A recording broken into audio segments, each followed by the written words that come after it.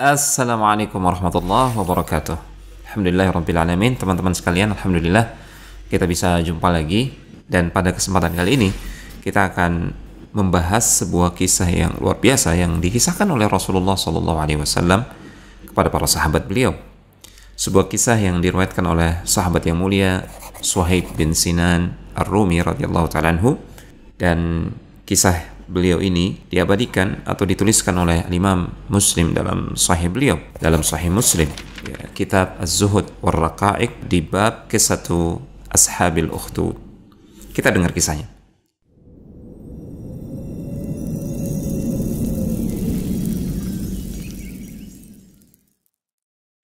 Rasulullah SAW bersabda yang artinya, pada zaman dahulu ada seorang raja yang dia memiliki seorang tukang sihir.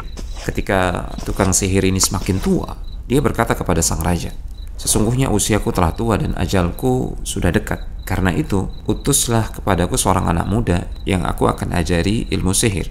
Ya, dia akan menjadi penerusku dan pewaris kemampuanku." Raja itu pun akhirnya mengirimkan utusan untuk mencari seorang anak muda yang menjadi calon murid bagi si tukang sihir. Calon murid yang akan belajar sihir dari tukang sihir tersebut. Singkat cerita, akhirnya sang raja menemukan calon murid untuk si tukang sihir. Dan calon murid ini adalah seorang pemuda. Akhirnya pemuda ini dipanggil dan dia diperintahkan untuk menuju rumah si tukang sihir. Tentu saja tujuan utamanya adalah untuk setiap saat datang belajar ilmu sihir. Disebutkan bahwasanya ketika dalam perjalanan menuju rumah tukang sihir tersebut dari istana raja, anak muda ini mendapati sebuah rumah dan rumah tersebut adalah rumah seorang rahib, seorang pendeta. Karena penasaran, pemuda tersebut akhirnya singgah sejenak di tempat sang rahib. Kemudian dia mendengar ucapan-ucapan dan petuah-petuah dari sang rahib. Ucapan-ucapan yang penuh dengan hikmah. Dan ternyata teman-teman, anak muda ini begitu kagum dengan ucapan-ucapan si rahib tersebut, pendeta tersebut. Ucapan sang rahib benar-benar masuk ke dalam hatinya. Ucapan-ucapan yang penuh dengan hikmah dan kebenaran. Demikianlah setiap kali anak muda ini hendak ke rumah si tukang sihir untuk belajar sihir, dia singgah terlebih dahulu ke tempat si rahib atau sang pendeta tersebut untuk berbincang-bincang, mendengarkan ucapan-ucapan yang mengagumkan dari sang rahib tersebut. Suatu ketika anak muda ini sampai di tempat si tukang sihir ini marah karena anak muda ini terlambat. Bahkan diriwayatkan pemuda ini sampai dipukuli oleh si tukang sihir. Kejadian tersebut akhirnya disampaikan kepada sang rahib. Dan memang rahib ini ingin menyelamatkan anak muda ini. Akhirnya sang rahib mengatakan kepada anak muda ini, "Jika si tukang sihir itu memukuli engkau, ya, engkau bisa beralasan, aku terlambat karena ada urusan di keluargaku. Dan jika engkau datang terlambat untuk kembali pulang ke rumah ke keluargamu, dan engkau khawatir keluargamu merasa resah dan memarahimu, engkau katakan saja, aku terlambat karena aku belajar kepada si tukang sihir." Ya.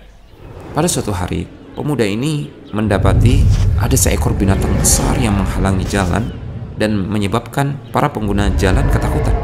Orang-orang tidak bisa lewat.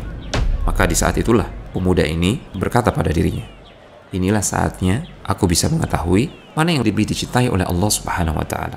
Perintah atau ucapan dari si tukang sihir atau perintah dan ucapan dari sang rahib." Maka dia mengambil sebongkah batu, kemudian dia mengatakan, "Allahumma in kana amrul rahibi ahabba ilaika min amri as-sahir faqtul hadhihi ad-dabba hatta yamdiya an-nasu." Ya Allah, jika ajaran-ajaran dari sang rahib yang lebih engkau cintai daripada ajaran si tukang sihir, maka binasakanlah binatang yang mengganggu manusia ini. Maka dia melempar binatang tersebut, dan dengan izin Allah Subhanahu wa Ta'ala, seketika hewan besar tersebut yang mengganggu jalannya orang-orang tewas seketika. Nah teman-teman, kejadian tersebut dia ceritakan kepada sang rahib. Maka sang rahib mengatakan, "Ai bunayya antal yawma afdalu minni." Wahai nak, sekarang engkau sudah lebih hebat daripada aku. "Qad balagha min amrika ma arah wa innaka satubtala fa in ibtulita fala tadulla alayya." Wahai nak, engkau sudah mencapai suatu tingkatan yang telah aku lihat sendiri, dan suatu saat engkau akan diuji oleh Allah Subhanahu wa Ta'ala. Dan ketika engkau diuji, mendapatkan cobaan, maka janganlah engkau bercerita tentang aku, jangan engkau menunjukkan tentang jati diriku dan keberadaanku. Ini ucapan sang rahib, dia berpesan kepada si pemuda tersebut. Dan subhanallah, dengan izin Allah tabaraka wa ta'ala, pemuda ini mendapatkan karamah, kemampuan yang luar biasa dari Allah subhanahu wa ta'ala. Dia bisa mengobati anak yang lahir dalam keadaan buta jadi mampu melihat. Dia bisa mengobati orang-orang yang memiliki penyakit sopak atau belang, dan dia mengobati banyak orang, sehingga dia menjadi sosok yang terkenal di kalangan masyarakat ketika itu, karena kemampuannya dengan izin Allah subhanahu wa ta'ala mampu mengobati orang-orang yang sakit. Sampailah kabar tentang anak muda ini kepada teman duduk sang raja, dan teman duduk sang raja diriwayatkan bahwasanya dia seorang yang buta. Maka dia pun menemui pemuda tersebut, dia mengumpulkan banyak harta, kemudian banyak hadiah yang akan dia berikan kepada sang pemuda ini jika pemuda ini bisa menyembuhkan kebutaannya. Teman sang raja ini berkata kepada sang pemuda, "Wahai anak muda, hadiah yang banyak ini aku kumpulkan untukmu. Namun dengan syarat engkau bisa menyembuhkan kebutaan mataku atau engkau bisa mengobati kebutaan pada mataku. Semua ini untukmu," kata dia. Kemudian dengarkan ungkapan yang luar biasa dari anak muda ini. "Inni la ashfi ahadan." Aku ini sebenarnya tidak bisa menyembuhkan siapapun juga. Innama yashfillahu. Yang menyembuhkan itu hanyalah Allah subhanahu wa ta'ala semata. Fa in anta amanta billahi da'autullaha fa syafaka. Kalau engkau mau beriman kepada Allah subhanahu wa ta'ala, maka aku akan berdoa kepada Allah subhanahu wa ta'ala untuk menyembuhkanmu. InsyaAllah engkau akan disembuhkan oleh Allah subhanahu wa ta'ala. Inilah ungkapan pemuda yang keimanannya penuh dengan tauhid. Akhirnya teman sang raja ini pun mau beriman dan mau mengikuti nasihat si pemuda tersebut. Dan dengan izin Allah subhanahu wa ta'ala, setelah pemuda ini berdoa memohon kesembuhan, Allah subhanahu wa ta'ala menyembuhkan teman sang raja tersebut. Teman sang raja ini kemudian kembali ke istana raja dan dia bertemu dengan raja. Raja ini terkejut karena melihat temannya tiba-tiba bisa melihat. Raja ini kemudian bertanya, "Man radda basaraka?" Siapa yang mengembalikan penglihatanmu? Teman si raja ini dengan beraninya mengatakan, "Rabbi, Allah, Rabbku, dialah yang telah mengembalikan penglihatanku ini." Si raja marah. "Walaka rabbun ghairi?" Apakah engkau punya Tuhan selain aku? Kata si raja ini dengan penuh amarah dan kemurkaan. Temannya ini dengan penuh keberanian dan ketenangan mengatakan, "Qala rabbi wa rabbuka Allah." Sebenarnya Rabbku, Tuhanku adalah Allah subhanahu wa ta'ala, dan dia juga adalah Rabbmu, Tuhanmu. Akhirnya sang raja yang murka ini menangkap dan menyiksa temannya tadi yang mengatakan, "Rabbi wa rabbuka Allah." Rabbku, Tuhanku, dan Tuhanmu adalah Allah subhanahu wa ta'ala. Dia ditangkap, kemudian disiksa, dizalimi. Kemudian dia berusaha untuk mencari pemuda yang disebut-sebut telah mengobati temannya tersebut dan telah mengislamkan temannya. Singkat cerita, pemuda tersebut akhirnya ditangkap dan dibawa ke hadapan raja. Dan sang raja tersebut mengatakan kepadanya, "Telah sampai kabar kepadaku bahwasanya sihirmu mampu menyembuhkan orang yang buta, orang yang memiliki penyakit belang, sopak, dan engkau melakukan ini dan itu." Pemuda tersebut dengan berani dan penuh keyakinan mengatakan, "Inni la ashfi ahadan, innama yashfillah tabaraka wa ta'ala." Saya ini sebenarnya tidak bisa menyembuhkan siapapun juga. Yang menyembuhkan itu Allah subhanahu wa ta'ala. Akhirnya sang raja ini menangkap dan menyiksa terus-menerus si pemuda. Dan akhirnya terpaksa pemuda ini bercerita bahwasanya yang mengajarkan ajaran tauhid kepadanya adalah seorang rahib. Dan raja ini pun mencari rahib tersebut, menangkapnya, dan memaksa rahib tersebut untuk kembali kepada agama nenek moyangnya. "Kembalilah engkau, wahai rahib, kepada agamamu yang semula." Sang rahib ini menolak, dan ini menjadikan sang raja tambah murka dan marah. Maka dia minta untuk didatangkan kepadanya gergaji, dan dia menyiksa rahib tersebut. Dia membelahnya menjadi dua bagian dengan gergaji tersebut. Digergaji. Sungguh zalim dan sungguh bengis. Setelah itu, raja ini memanggil teman lamanya yang tadinya buta kemudian sembuh bisa melihat. Raja ini mengatakan, "Kamu harus kembali kepada agamamu yang semula." Temannya tersebut menolak. Keimanan sudah masuk kuat ke dalam hatinya. Maka si raja ini pun menggergaji temannya ini, terbelah menjadi dua. Sungguh ujian keimanan yang sangat dahsyat dan sangat berat bagi umat-umat terdahulu yang beriman kepada Allah Subhanahu wa ta'ala. Kemudian sang raja ini memanggil si pemuda. Kemudian dia berkata, kembalilah engkau kepada agamamu yang semula. Pemuda ini menolak. Maka sang raja memanggil para prajuritnya, memerintahkan prajuritnya untuk membawa pemuda ini ke puncak sebuah gunung. Dia memberikan perintah, jika anak muda ini mau kembali kepada agamanya yang semula, maka lepaskan dia. Jika tidak, maka lemparkan dia. Maka para prajurit tersebut menyeret pemuda ini, membawanya ke atas gunung. Pemuda ini berdoa kepada Allah Subhanahu wa taala, Allahumma kfinihim bima syi'ta. Ya Allah, cukupkan aku dari perbuatan jahat orang-orang ini. Artinya jagalah aku, selamatkan aku ya Allah. Cukup engkau sebagai penolongku. Cukup engkau bagiku. Berbuatlah kepada mereka ya Allah sesuai dengan kehendak-Mu. Maka seketika itu juga Allah Subhanahu wa taala menjadikan gunung tersebut bergoncang hebat. Maka segenap prajurit tersebut tergelincir jatuh. Yang selamat hanya satu, hanya pemuda ini saja. Berkat pertolongan Allah Subhanahu wa taala, pemuda ini lantas kembali menemui si raja. Raja ini terheran-heran, bagaimana pemuda ini bisa selamat sementara prajuritnya tidak datang kembali.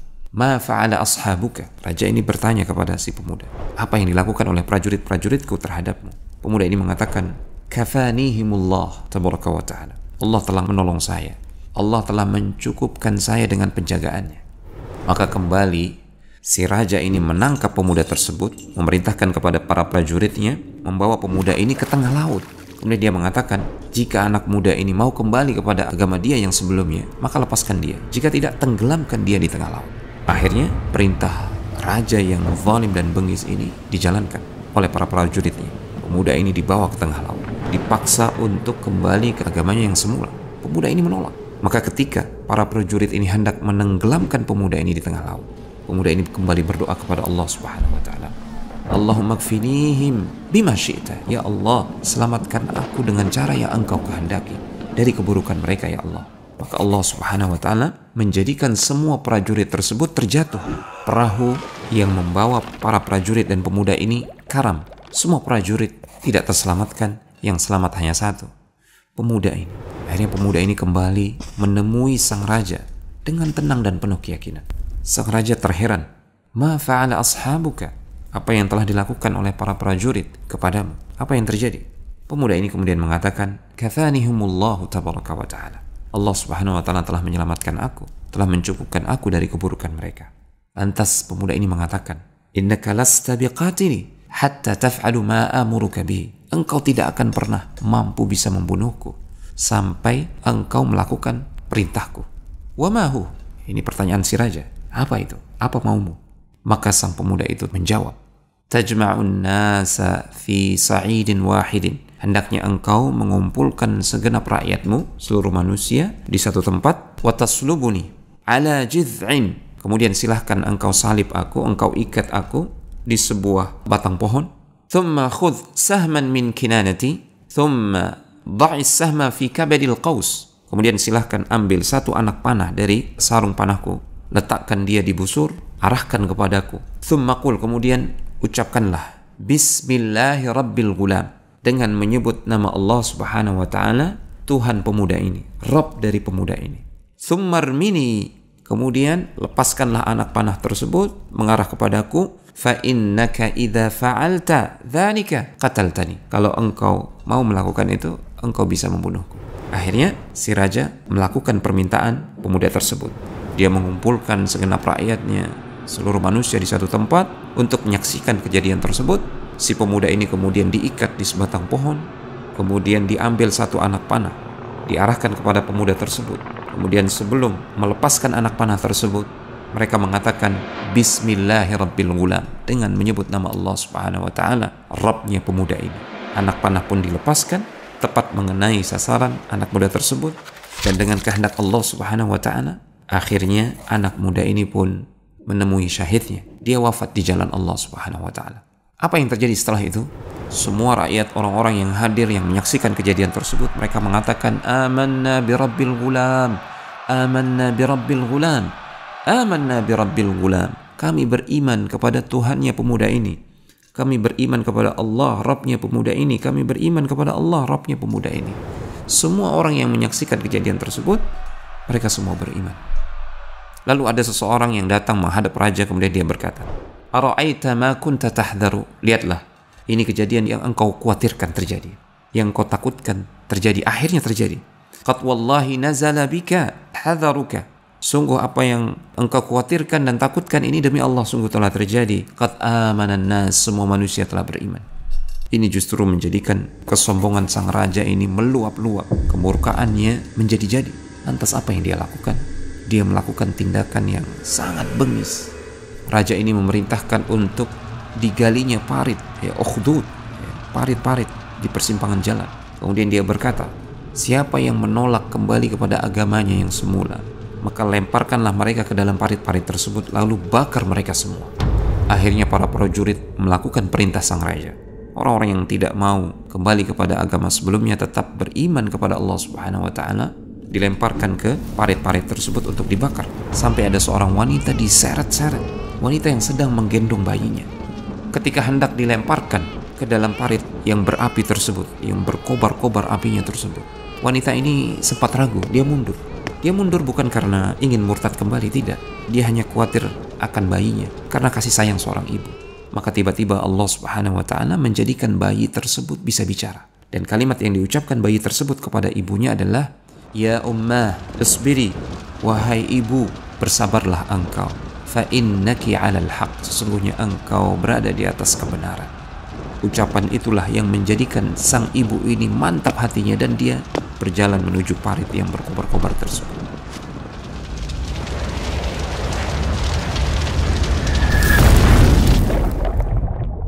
Inilah kisah Ashabul Ukhdud yang Allah Subhanahu wa taala firmankan dalam surat Al-Buruj.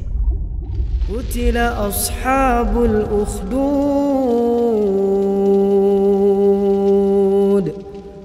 an-nari dhatil waqud idhum 'alayha qu'ud wa hum 'ala ma yaf'aluna bil mu'minina shuhud wa ma naqamu minhum illa an yu'minu billahil azizil hamid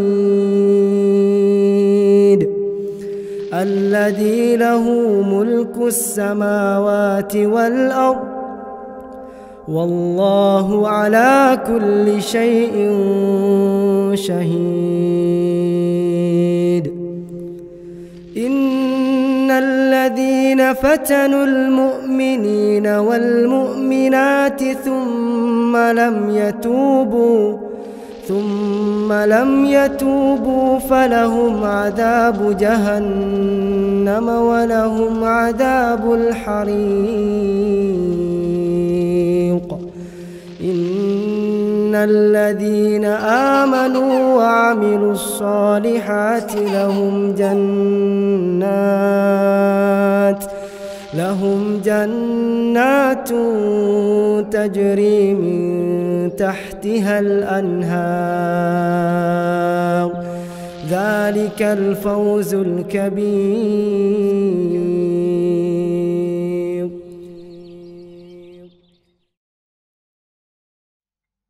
Inilah kisah yang Allah Subhanahu wa taala ceritakan dalam kitab yang mulia dalam surat Al-Buruj. Dan kisah tentang pemuda ini, sekali lagi, kisah yang sahih diceritakan oleh Rasulullah SAW, dan kita wajib mengimani apa yang disampaikan oleh Rasulullah SAW karena yang keluar dari lisan beliau adalah wahyu yang diwahyukan oleh Allah Subhanahu wa taala. Wa ma yantiqu 'anil hawa in huwa illa wahyu yuha. Sungguhnya dia Muhammad SAW tidaklah berbicara atas dasar hawa nafsunya.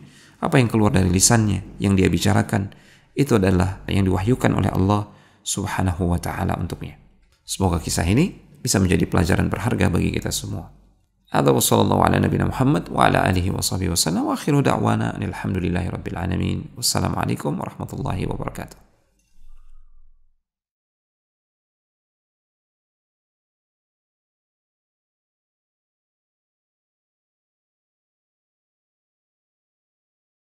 إن تنصروا الله ينصركم ويثبت أقدامكم